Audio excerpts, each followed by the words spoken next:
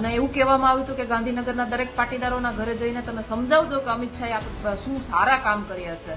એટલે મને એ ટાઈમે પણ મારાથી સહન ના થયું ને મેં નરેશભાઈને ટકોર કરી હતી કે શું સમજાવવાનું ત્યાં જઈને, કે જેને આપણા 14 દીકરાને ગોળીએ મારવા માટે ઓર્ડર આપ્યા હતા, જેને આપણી માતાઓ બહેનોને ઘરમાંથી કાઢીને લાકડીઓ મારવા માટેના ઓર્ડર આપ્યા હતા, એવા માણસના પ્રચારમાં જવાનું છે. આજે ફરી પાછું 25 ઓગસ્ટ આપણો જનક્રાંતિ દિવસ, પાટીદાર જનક્રાંતિ દિવસ, એ દિવસે અમદાવાદના નિકોલની અંદર મોદી આવી રહ્યા છે.